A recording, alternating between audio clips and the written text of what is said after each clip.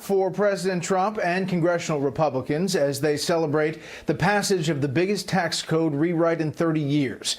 We'll update you on the effort to avoid a government shutdown at the end of the work week, and I'll speak with Treasury Secretary Steven Mnuchin. Plus a Fox News exclusive with fresh subpoenas coming over possible conflicts of interest in the FBI's Russia investigation. This is Special Report.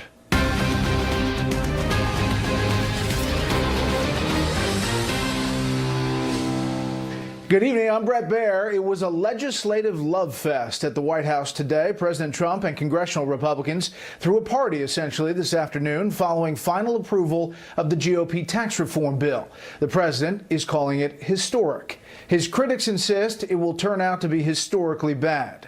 Chief White House correspondent John Roberts starts us off tonight from the North Lawn. As always, good evening, John. Brett, good evening to you. His critics have said that President Trump has had very few legislative achievements to point to in his first year in office. But with the clock running out on 2017, the president stuck the landing on a very big one today. It was a moment President Trump had waited 11 months to the day for, celebrating the passage of his signature legislative item, tax reform. It's been an amazing experience, I have to tell you. Hasn't been done in 34 years, but actually really hasn't been done because we broke every record. What the president came away with was a cut in the corporate tax rate to 21% from 35%, a cut in the top tax rate from 39.6 to 37%, a doubling of the standard deduction and child tax credit, and a big reduction in taxes for small business. In a harbinger of what might lie ahead as a result, AT&T released a statement today saying, quote, once tax reform is signed into law, AT&T plans to invest an additional $1 billion in the United States in 2018 and pay a special $1,000 bonus to more than 200,000 AT&T U.S. employees. It's always a lot of fun when you win. If you work hard and lose, that's not acceptable.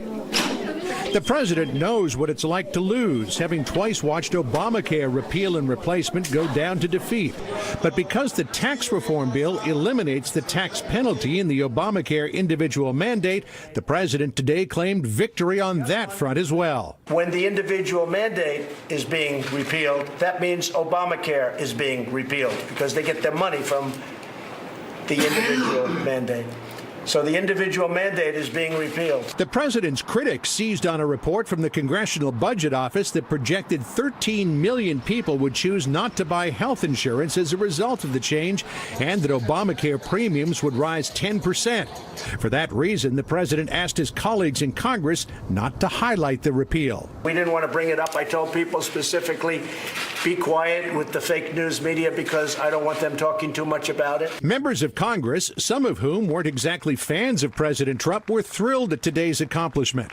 Alaska Senator Lisa Murkowski, who 14 months ago called for the president to drop out of the race, praised him for opening up the Arctic National Wildlife Refuge to oil drilling. This is a bright day for Alaska. This is a bright day for America. All right. Other members who often found themselves at odds with President Trump, particularly over his tweeting habits, were suddenly effusive. It's been a year of extraordinary accomplishment for the Trump administration. But all that paled in comparison to the love letter Utah Senator Orrin Hatch delivered today. You're one heck of a leader, and we're going to make this the greatest presidency that we've seen, not only in generations, but maybe ever. Well, the time for celebrating and praise was short. The president now has to craft a deal to keep the government open. The White House is confident it will get a continuing resolution to keep the government funded through January the 19th. What's not so clear, though, is whether the White House will get those waivers on the PAYGO process, which would eliminate cuts to the entitlements like Medicare in order to pay for tax reform. And Brett, I heard just a short time ago Gary Cohen, who was just down the North Lawn from me here, saying that if the president does not get those waivers in a continuing resolution by Friday, he will not sign the tax reform bill until the first week of January. Brett? Which would postpone to the following year. Correct. Those cuts. John Roberts live on the North Lawn. John, thanks. As John just mentioned, there remains work to be done before the holiday break for members of Congress. They are facing a midnight deadline Friday to keep the government up and running. Correspondent Peter Ducey is on Capitol Hill where the jubilation over tax reform is tempered by the reality of a looming budget crisis. The yeas are 224 and the nays are 201. The motion is adopted. For the second day in a row, the House passed once-in-a-generation tax reform. The House had to vote again because the Senate passed a different version of the tax bill when Democrats demanded certain provisions get yanked out to comply with upper chamber rules. Look, we would have preferred that there not be any glitches in the system. Sometimes that happens, but we fixed the glitch and we move forward, and, we have an outstanding bill for the American people. The Speaker of the House didn't let the do-over dampen his feeling about his end-of-the-year win. Very excited. It was a very emotional time because I used to be, Jack Kemp was my mentor, and I've been working on this issue pretty much my adult life. Even though the tax bill already cleared both houses of Congress, Democrats continued trying to turn constituents against it. So what we're doing here today is basically saying, wealthy Americans, big fat Christmas present for you. Tiny Tim, we're taking your crutch away from you and all the other kids in this country, and we're putting a lump of coal into your Christmas stocking. Lawmakers usually return home right after a big vote, but they're sticking around this time to figure out how to avoid a government shutdown late Friday when the government runs out of money. You don't get very long around here to enjoy, something when you get an accomplishment like this. We've got to shift our focus now to the other challenges that we have in front of us. Plans to fund the government for the entire fiscal year have been abandoned. Now the House is working on a stopgap bill that goes till January 19th, and there's apparently not much of an appetite for a spending fight because all programs would be renewed at their current spending levels. Votes about how to handle immigrants who were brought into this country illegally as children appear to be sliding as well. Senator Jeff Flake tweeted, quote, bipartisan DACA bill will be on the Senate floor in January, although waiting may not satisfy Democrats. Because of the particular importance of all these issues, especially Dreamers, we cannot do a short-term funding bill that picks and chooses what problems to solve and what not to solve. That will not be fair and will not pass. Democratic lawmakers just got an email from Nancy Pelosi telling them to vote no on a continuing resolution to fund the government. That means Republicans are going to have to do it themselves, so they are meeting tonight in a conference room at the end of this hallway underneath the Capitol, trying to figure out if they can unite the multiple factions of the party to make it happen. Brett? Well, we'll head back for any breaking details. Peter Ducey in the Capitol. Peter, thank you. Stocks were off today. The Dow lost 28, the S&P 500 fell 2, the Nasdaq was down 3. And that raises some questions. If the markets are so bullish on tax reform, why weren't today's numbers better? Deirdre Bolton of Fox Business Network is here with possibly some answers. Good evening, Deirdre. Hey, Brett. Well, markets closed marginally lower, as you pointed out, and some analysts say investors had already accounted for the reduction in corporate taxes for American companies. So in more colorful language, tax reform was already baked into the cake. So there are also questions as to what American companies will do with the cash once they have it. Will they invest in the U.S.? Will they hire? Will any of those decisions spur growth? One strategist told me that the uncertainty surrounding those issues are part of why the stock market did close slightly lower. Now, it's worth remembering this is a record year for stocks. There will be days with lower closes. The Dow, if we just take note, has gained more than 5,000 points, 25% this year alone. S&P 500, it's up around 20% so far this year, poised to have 12 straight months of positive returns, including dividends. If this happens, this is going to be the first time since at least 1970. So this is clearly a banner year. Every now and then, there's going to be a few down days. Going forward, though, cautious strategists say, well, we can't have too much of a good thing. They say that the tax shakeup could lift growth and inflation in the U.S., and that means the Federal Reserve may raise rates more quickly than anticipated. So for borrowers, this means every time you borrow money, it does get a little bit more expensive to do so. Bond investors, it seems like they think the same thing. The yield on the 10-year U.S. Treasury note today, it rose 2.492%, so that's its highest level since March. Again, looking at this possibility of the Fed cutting, or rather raising rates sooner rather than later. Brett, back to you. Okay, Deirdre, thank you. Americans purchased homes at the fastest pace in nearly 11 years in November. Some good news there. The National Association of Realtors says sales were up 5.6%. That is the strongest showing since December of 2006. Let's talk about the tax cuts, the possible government shutdown, and the state of the U.S. economy. Treasury Secretary Steven Mnuchin joins us tonight from the Treasury Department. Mr. Secretary, thanks for joining us. Thank you. It's great to be on the show with you. You know, this obviously is a big day for you. The president was in his element there at the White House. Your thoughts that this is now at the president's desk? Well, Brett, I think it's really historic. People said we couldn't get it done, and we did get it done. It's a great day for the American public. We fixed a broken tax system. We've delivered on big tax cuts for both individuals and business, and this is all about creating jobs. So I think this is going to be an enormous impact on the U.S. economy. Do you know when he'll sign it? I think we're just working out some of the logistics on that. I think the important issue is it passed today, and he'll sign it as quickly as he can. So will most of it take effect at the beginning of January? For somebody sitting at home, you know, how does this play out as far as their effect? It will. Virtually all the aspects of it will start on January 1. And the really important issue is we've already started working with the IRS, and we're working on the withholding tables. So we expect the American public will see tax cuts in their February paychecks. And that's something we're going to work around the clock through the holidays to make sure we get done. You know, this president has spent a lot of time talking about the economy, and oftentimes he refers to the markets. The markets today didn't seem to jump for joy about this. I mean, there's a lot of factors with the markets always. Here's the president in the cabinet meeting earlier. I heard a couple of our folks, Steve and Gary and a few others this morning, and they're thinking that the market hasn't fully digested what they've got here. I don't think the market's even begun to realize how good these are, like, for instance, full expensing and other things. So is he right? And should you judge this on the market's response? Well, Brett, I mean, if you look at where the market is this year since the president's been elected, I mean, it's just an incredible rise. And I think that has been an anticipation that we would get this done, that we'd get regulatory reform done, and the president's delivered on this. So I think it's a great investment opportunity in the U.S. I think this is about bringing trillions of dollars back on shore that will be invested. You already saw AT&T make a big announcement today about bonuses and more investment. I think we're going to see a lot more coming from other companies.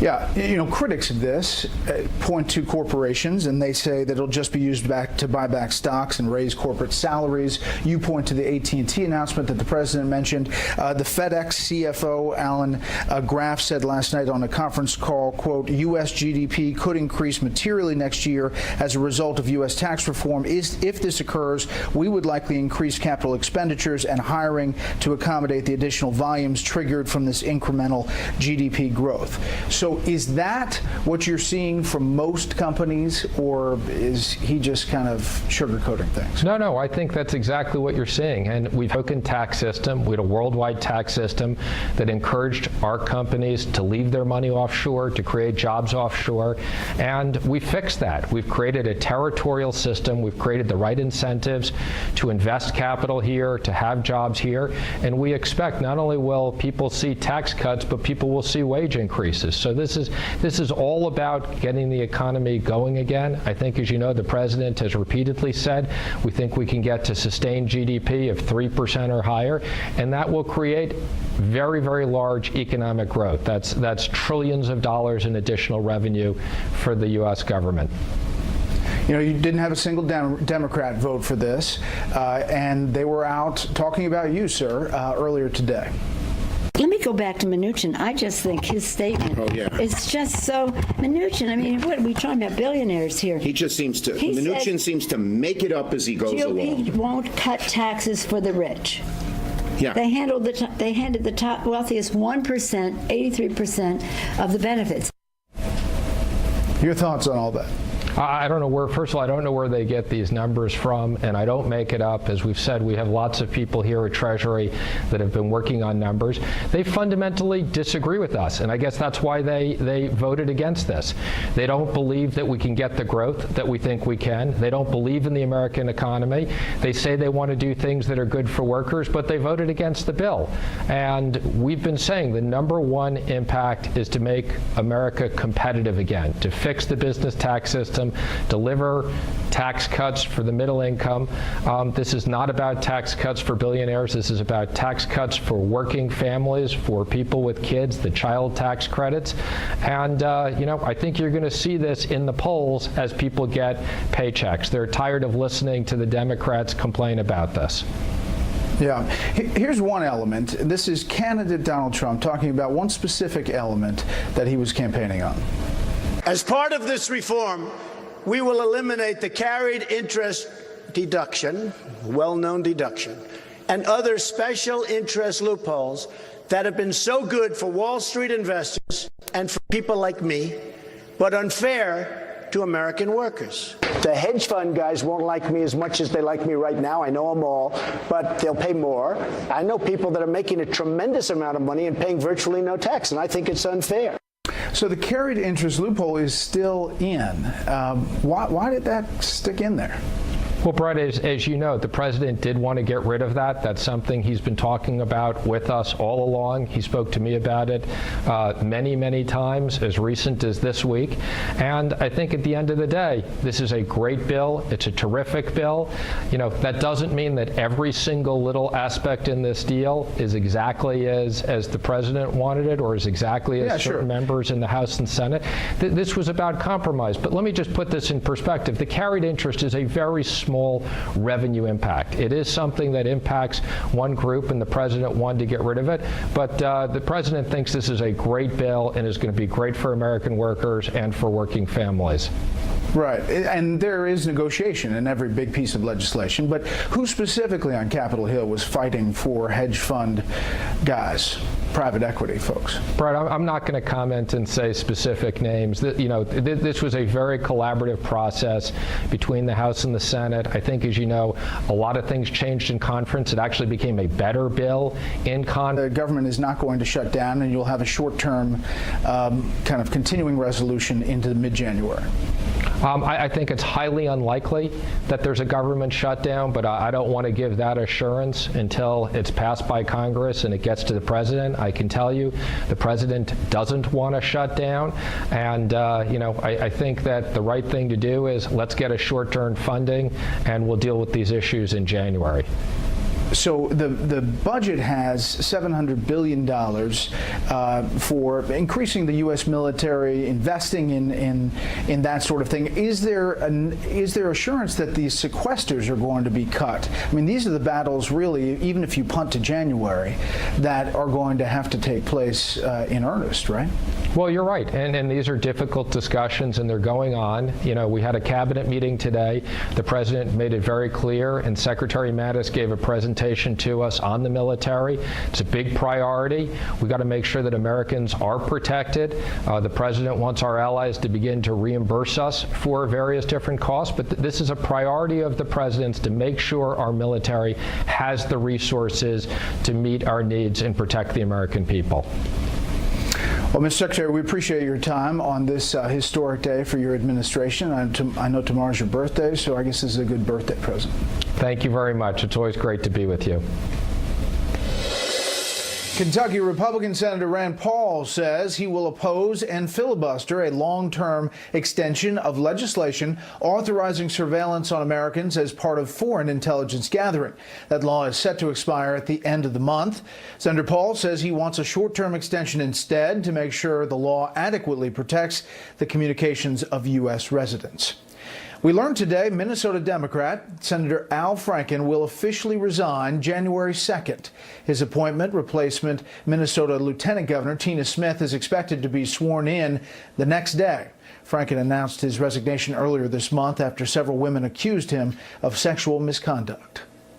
Up next, a warning from the U.S. over a United Nations vote to condemn America's recognition of Jerusalem as Israel's capital.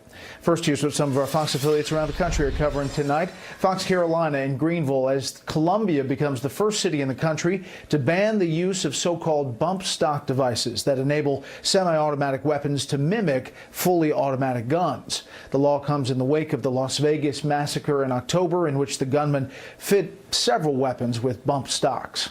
Fox 6 in Birmingham, as provisional and military ballots have come in for last week's special Senate election.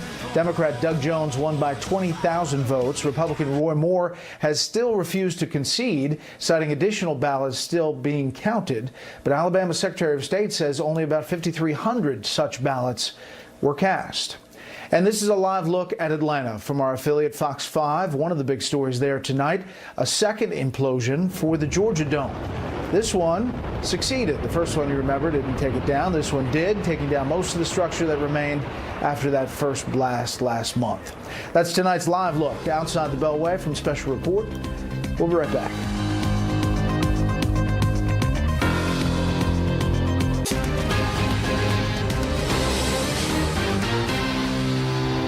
Federal investigators looking into Monday's deadly train derailment near Seattle are trying to determine if the engineer was distracted by a second person in the cab. Officials say the Amtrak train was going about 80 miles an hour in a 30-mile-per-hour zone when the cars jumped the track and fell onto a busy highway. 3 people were killed. Investigators say a conductor in training was in the locomotive with the engineer at the time of that crash. 8 Americans are said to be among the dead in a bus accident in eastern Mexico today. At least 12 people were killed when the bus flipped over on a narrow highway. 4 other Americans were said to be hurt. The bus was taking cruise ship tourists to view the Mayan ruins. No word yet on the cause of that accident. Violence again today in the Middle East over the U.S. decision to recognize Jerusalem as Israel's capital and move the U.S. embassy there. This comes as the Trump administration issues a stark warning to other countries regarding an attempt to formally criticize the American move. Correspondent Connor Powell has the latest tonight from Jerusalem.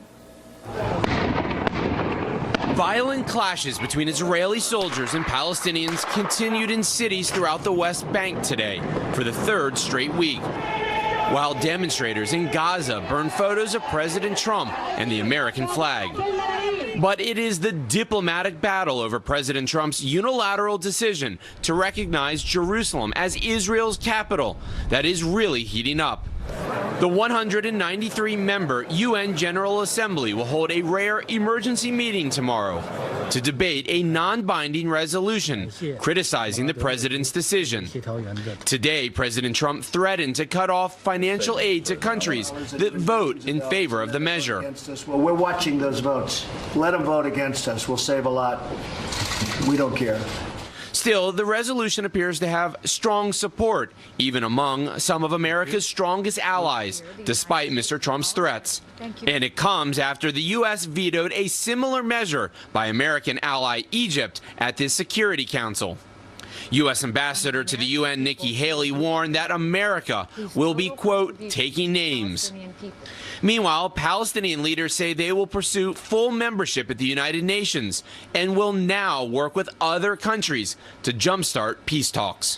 While unfortunately the United States of America, instead of being neutral to play an effective role between us and the Israelis, they decided to be more Israelis than the Israelis themselves. Vice President Pence was supposed to arrive here in Jerusalem today, but due to the vote on the tax bill and a chilly reception from Palestinian and Christian leaders in the region, his trip has been postponed. Brett?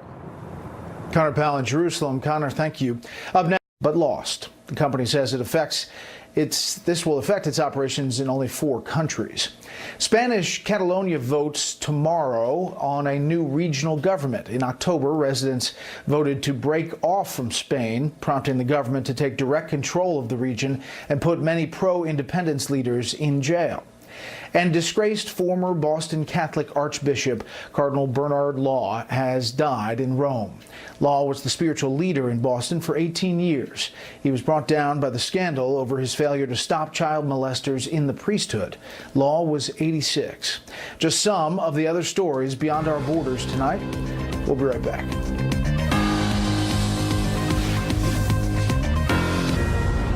This is a Fox News alert. We could be nearing a new constitutional clash between the administration and Congress over perceived bias against President Trump in the Justice Department.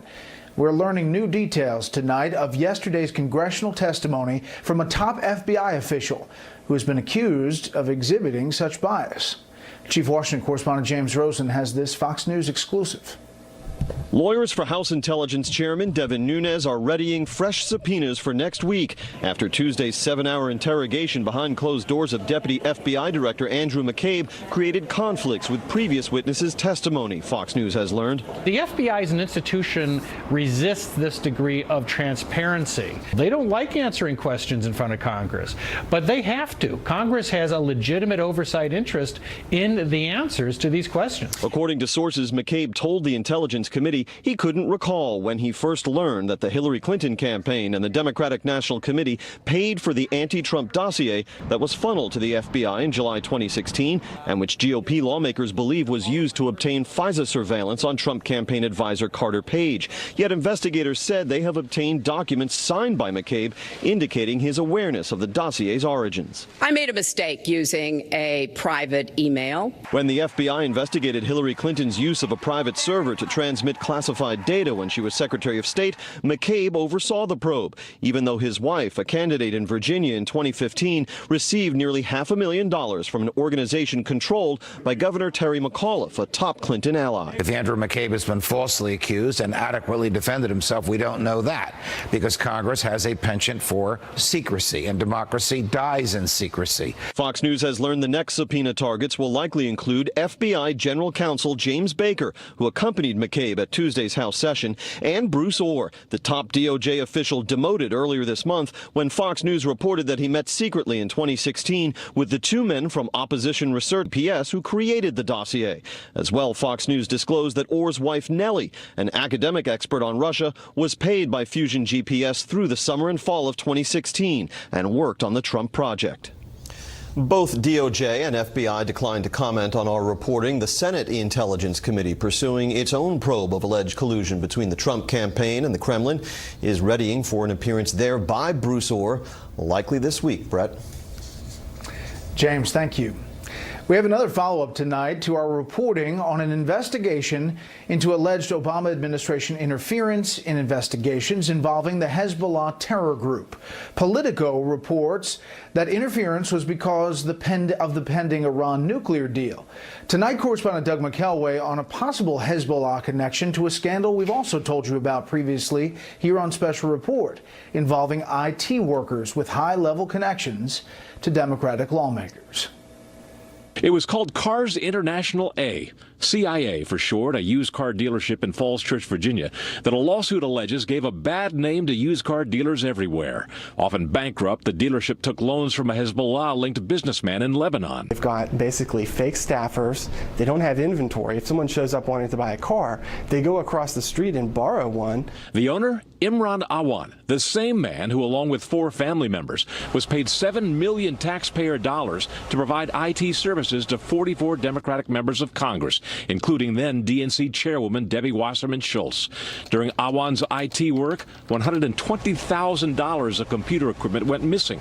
Imran was arrested on unrelated bank fraud charges at Dulles Airport in July as he tried to flee to Pakistan.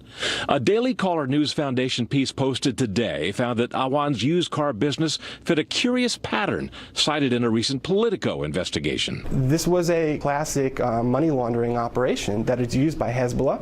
Pakistani intel like ISI uses them as well. There were reasons, political reasons, why even as our nation's security was at stake, prosecutors didn't want to bring charges. The IT scandal occurred in the same time frame that Politico reports the Obama administration was pulling back on interdiction of Hezbollah drug operations, allegedly so as not to jeopardize the nuclear deal with Iran.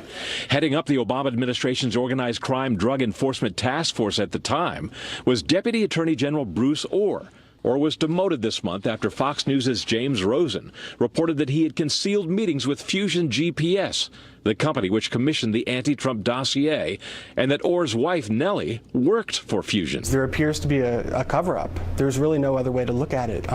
Think about the timing of this. It's shortly before the 2016 election. WikiLeaks has just published the DNC emails. How is that not routed to the highest levels of the FBI? This at least cries out for a serious investigation when you got people who have money problems hanging out with and getting a loan from someone who is known to hang out with Hezbollah, and they have access to the server for dozens and dozens of Democrat elected officials. Late today, Fox News confirmed that the House Oversight Committee will be launching an investigation in the next few days.